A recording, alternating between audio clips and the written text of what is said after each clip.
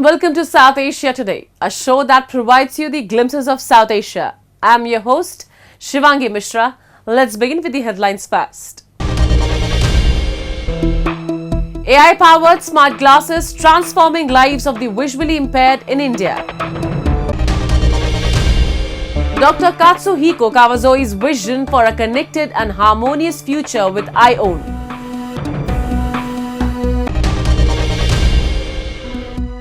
And UK Parliament shines spotlight on human rights abuses in Sindh and Balochistan. Let's begin the show. Artificial intelligence is transforming lives by boosting efficiency, automating tasks, and improving decision-making and revolutionizing industries like healthcare, education, and transportation. AI is also helping the visually impaired. Let's explore how initiatives in India are changing their lives. In a small accommodation in a two-story hostel in Delhi's Rohini area lives 23-year-old Juhi, a visually impaired aspiring banker. Her journey reflects resilience as she navigates the challenges of education. Despite relying on Braille, Juhi often faced skepticism about her learning without assisted tools. However, the introduction of AI-powered smart glasses has proven life-changing, helping her and others like her with navigation, reading text, and recognizing objects and faces. पहले तो ऐसा होता था कि चीज़ों के बारे में मुझे पता नहीं था, तो मतलब पढ़ने में कॉलेज जाती थी, फिर कोचिंग भी ज्वाइन किया मैंने, तो पढ़ने में बहुत प्रॉब्लम होती थी। हालांकि टीचर्स कहते थे बेटा आप पढ़ोगे कैसे, फिर भी हम ब्रेल लिपि के थ्रू नोट्स बनाते थे, अभी बनाते नोट्स बनाते हैं, उससे पढ़ते हैं। और जब से ये स्मार्ट ग्लासेस मिला है तो अब इजी होगा हमारे लिए कि हम इससे पढ़ सकते हैं। To raise awareness and empower people with disabilities, the Voice of Specially Abled People, WOSAP Foundation, recently distributed AI-based smart glasses to over 300 visually impaired students in New Delhi. SAP mobile app है। The event, organized by Pranav Desai, a polio survivor and founder of the WOSAP Foundation, saw a large gathering of visually impaired students from Delhi University along with NGOs and contributors supporting technology-driven initiatives for empowering Divyangjan.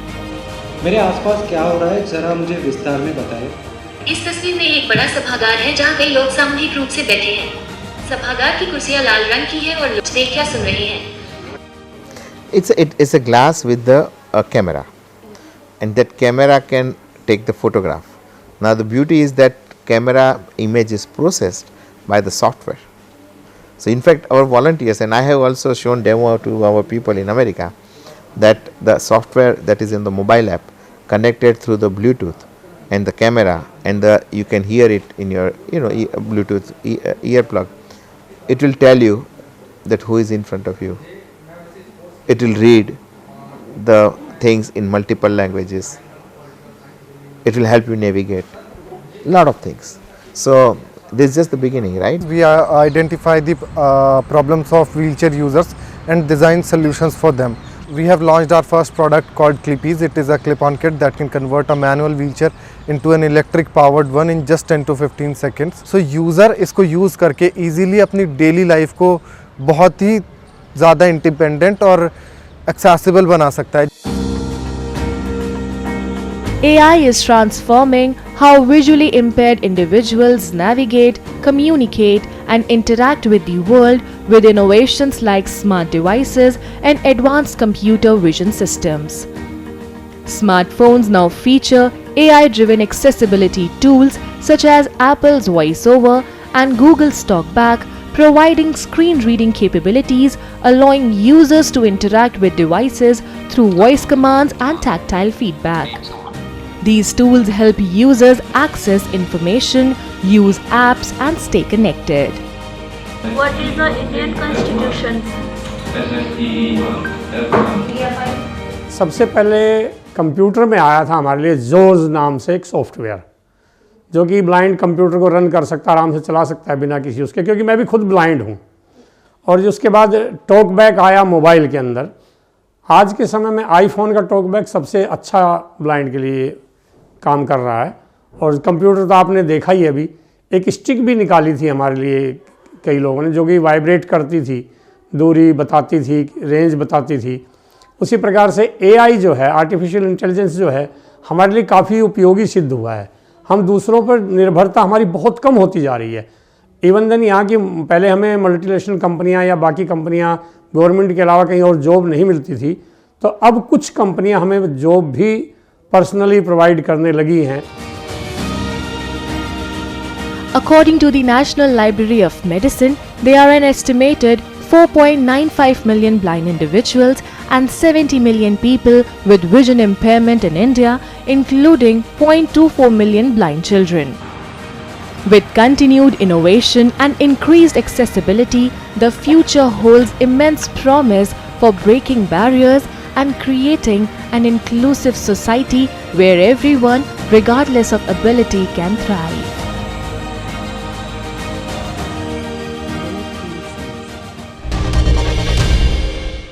The Asian Human Rights Forum, in partnership with the World Sindhi Congress and Baloch Human Rights Council, hosted a significant event at London's House of Commons.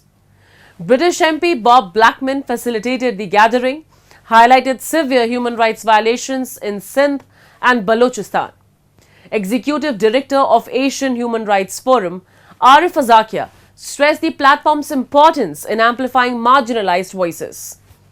Participants condemned Pakistani media for suppressing reports, urging global attention to the ongoing crisis in these resource-rich yet underdeveloped regions. We have a report. The Asian Human Rights Forum, in collaboration with the World Sindhi Congress and the Baloch Human Rights Council, organized an event at the House of Commons in London to raise severe human rights violations in Sindh and Balochistan provinces of Pakistan. The event, hosted by British MP Bob Blackman, drew a significant gathering of community members and many human rights activists. Man was very kind and he booked committee room number 8 in House of Commons, British Parliament, and we held a conference there today, 29 January at 2 p.m. Baloch Human Rights Council and World Sindhi Congress delegation also came there and they presented the cases of Sindh and Balochistan. Bob Blackman, in his opening statement, he said that Pakistan is recipient of British aid in huge amount, and I am afraid that these funds are used against the people of Pakistan, and it worries me that Pakistan is committing such gross violations of human rights. Human rights activist Arif Azakia emphasized the platform's importance for Sindh and Balochistan's oppressed voices. And World Sindhi Congress organizer for Europe and UK, Dr. Hidayatullah Bhutto, in his statement spoke very nicely about Sindh's problems. He highlighted the case of land grabbing by Pakistan Army on the name of corporate farming. Pakistan Army is grabbing Sindh's agriculture land. Dr. Hidayat Bhutto brought many facts and figures on this topic. Then Dr. Khurshid Karim from Baloch Human Rights Council presented Baloch case, and he explained that how natural resources of Balochistan are exploited by Pakistan Army for their benefit, and Baloch people are not getting anything. There are no medical facilities, there are no education, there is no safe drinking water. Activists also allege Pakistani media of suppressing reports on Sindh and Balochistan's human rights crisis, shielding the state and forcing them to seek global awareness. Human rights violations in Sindh and Balochistan, two of Pakistan's most resource-rich yet underdeveloped provinces, have been a subject of growing international concern. Both regions have faced systematic oppression, with reports of forced land seizures, environmental degradation and the exploitation of natural resources by the Pakistani military.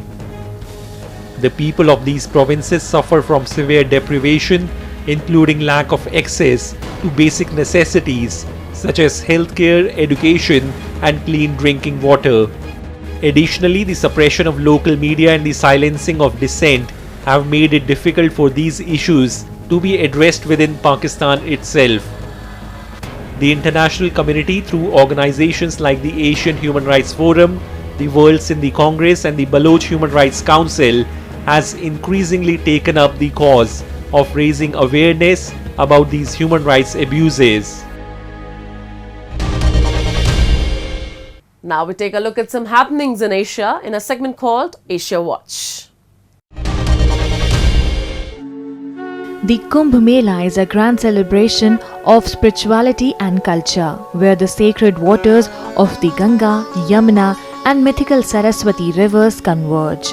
It's also a melting pot of cultures and spiritual seekers from around the globe congregating onto the Kumbh Mela for a piece of Hindu divinity.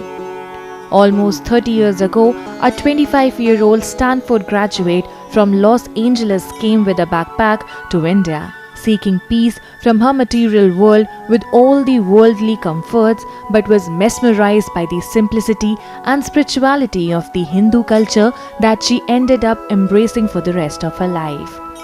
Dressed in traditional Hindu saffron robes, Sadhvi Bhagwati Saraswati has been living on the banks of river Ganga in India's Rishikesh for the past 29 years, spreading a message of peace and Hindu spirituality to a legion of her followers. At the ongoing Kumbh Mela that began on January 13th, she has been busy conducting holy fire rituals, giving religious sermons, conducting evening prayers on the banks of river Ganga, and taking time for meditating.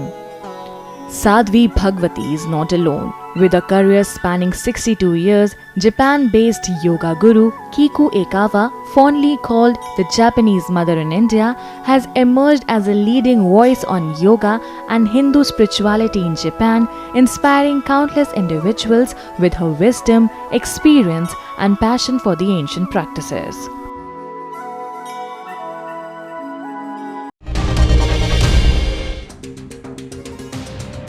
Despite improvements to food insecurity situations in Afghanistan, around 1/3 of its population are classified to be in acute hunger, according to the country's UN World Food Programme director. Even though the number of Afghans in acute hunger has decreased from 23 million in 2021 during the peak of the current food crisis to the current number of 15 million, that figure still makes up to 1/3 of the country's population, said WFP's Afghanistan country director Shio Willi from Kabul. Moreover, the food agency can only feed half the millions of Afghans in need after cuts in international aid and impending freeze in US foreign funding. Afghanistan has tipped to the brink of economic crisis in 2021 as the Taliban took over and all development and security assistance to the country was frozen, with restrictions also placed on the banking sector. Since then, humanitarian aid aimed at funding urgent needs through non-profit organizations and bypassing government control has filled some of the gap.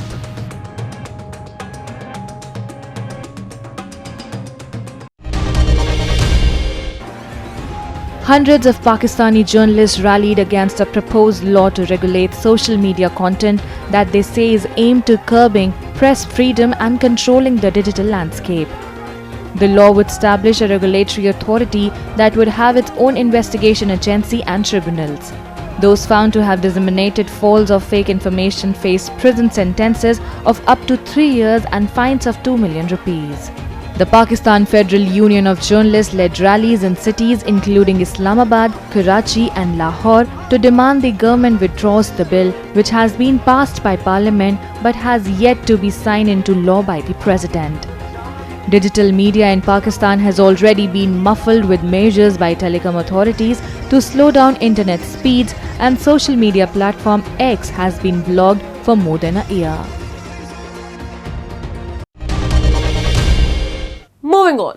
5 years after launching the I Own project, Dr. Katsuhiko Kawazoi has achieved significant milestones. By collaborating with industry experts, NTT can expand the impact of IOWN innovations. For example, ALS patients can create music using muscle-detecting electronics. Dr. Kawazoe envisions a future driven by deep understandings of human activities, redefining technology's role in daily life. We have this report. 5 years have passed since the launch of the IOWN, Innovative Optical and Wireless Network project. Its godparent, Dr. Katsuhiko Kawazoe, has introduced convincing achievements. こういうアイオンという新しいこの発想だったりこのテクノロジーを見たときにそれぞれの産業の中でこれはこういうふうに使えるかもしれないこれはこういう形で利用することができるっていうことはおそらくは今現在その産業に携わっている人たちが一番よく分かっていると思うんですよね。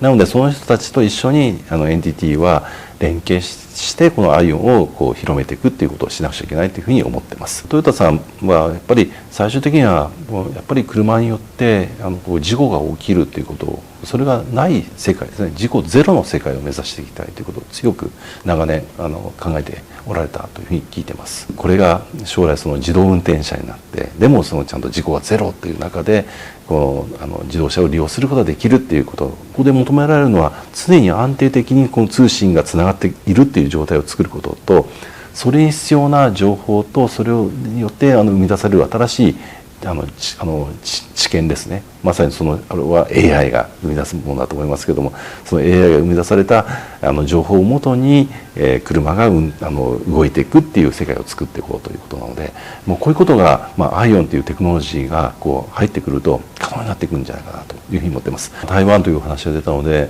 ご紹介するともう今や台湾の企業というのはもう台湾の国の中でだけではなくて全世界でその企業は非常に重要な役割を果たしているというふうに思うんですよね。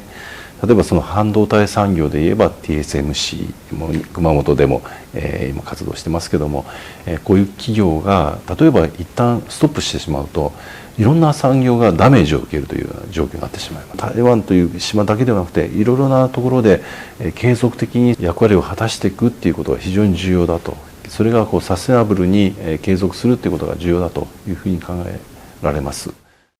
例えばここがなんか障害が起きた時にストップしてしまうという事態になった時にいかにこれを別の場所に避難できるかそこで継続できるかということが非常に重要になります。圧倒的にインドという国が非常に強いのはソフトウェア産業だと思うんですね。専用のハードウェアを作らなくてもソフトウェアで実現できるっていう世界が今後さらに広がっていくというふうに思います。ソフトウェアで実現できる世界を作るといった時に非常に強い今ポテンシャルを持っているのがインドだと思うんですね。インドというのはやっぱりその人口も非常に多いのでこのソフトウェアを開発するっていった時にいかにその労働力も含めてですねたくさん満たされていてかつ優秀な技術者がいるかといったところがキーポイントになっていくと思うんです。私は価値の論理の世界かなと思ってまして数の論理っていうのはみんなが同じでなくちゃいけないとにかく数を集めた人が唯一のウィナーであるという世界から世界に散在するいろいろある考え方だったり文化だったり宗教だったり、それはみんな違うんだけどもでもお互いにそれを認め合ったりリスペクトしていくっていうことのそういう世界にこう生み出すことができたらより一層多分平和であって安全で非常にこうウェルビーイングな社会になるんじゃないかなというふうに思うんですよね。でもこれをじゃあインターネットで実現できるかっていうと先ほどから言ってますようにちょっと無理がある限界があるというふうに思えるのでこの受け皿としておそらくなり得るのがまさにアイオンかなというふうに考えています。Scientist and philosopher Dr. Kawazoe envisions an innovative future rooted in a deep understanding of daily human activities around the world. The breathtaking landscape of Gulmarg is the perfect backdrop for the 4th National Curling Championship, putting Jammu and Kashmir in the spotlight. The event serves as a launchpad for aspiring athletes and allows us to appreciate the rich diversity of our nation while fostering a shared love for sports. As teams compete with passion and determination, we witness a vibrant spirit of unity and progress, setting the stage for India to shine on the global winter sports arena.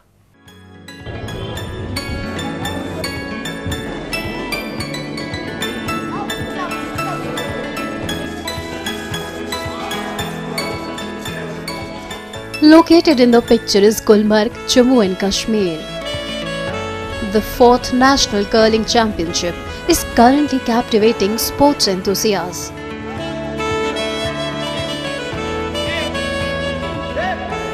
Curling is a precision sport played on ice, where teams slide stones towards a target area known as house.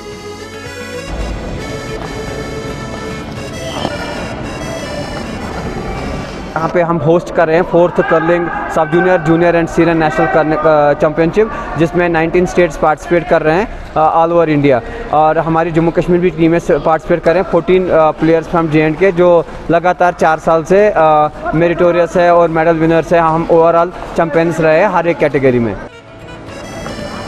Though curling is new to India's sports scene compared to cricket and hockey, the national championship is paving the way for its growing recognition and popularity in the country.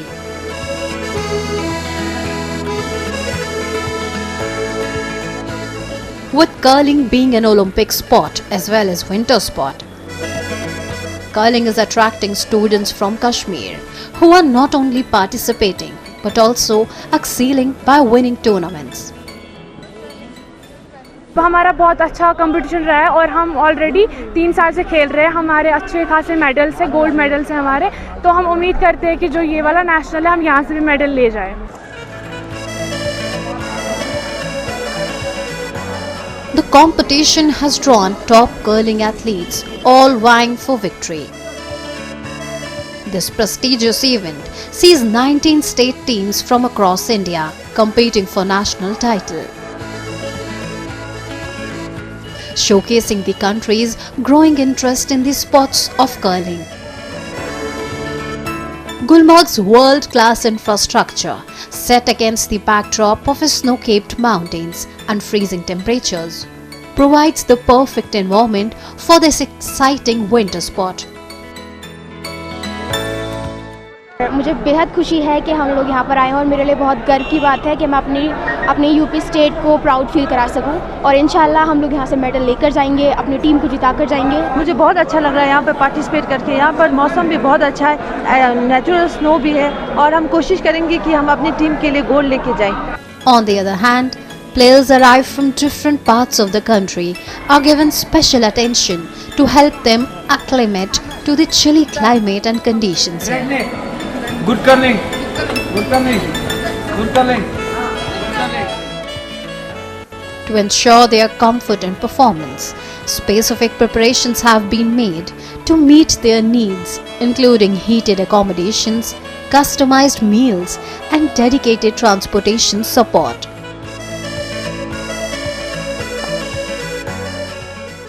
बाहर से बच्चे हैं, बर्फ़ का exposure नहीं है, तो उनको हमें सेंट्रल हीटिंग सिस्टम अकामडेशन दे रहे हैं। उनका खाना, उनके सूटेबल खाना हम प्रोवाइड कर लेते हैं, और उनका ट्रांसपोर्टेशन भी है। हमारा कंट्रोल रूम बना है। अगर आप वो देखोगे, हमने वो फेसबुक पेजेस पे भी, हमारे कर्लिंग फेडरेशन ऑफ इंडिया के पेजेस पे भी अवेलेबल है, जिस कंट्रोल रूम में हम हमेशा अकामडेशन के अपने 2 बंदे रखते हैं, मेडिकल इमरजेंसी के रखते हैं, ट्रांसपोर्ट इंचार्ज होता है, और गेम और सपोर्ट्स के लिए जो भी टेक्निकल सपोर्ट होता है उनके लिए हमारे हर एक वॉलंटियर हमारा अलग होता है।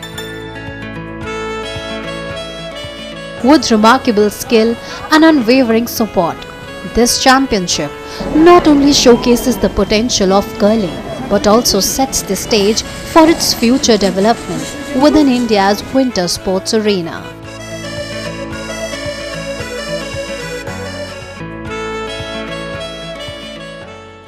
Now it's time for me to wrap up today's episode. We'll be back next week at the same time. This is Shivangi Mishra signing off on behalf of the entire production team of South Asia Today. Goodbye and take care.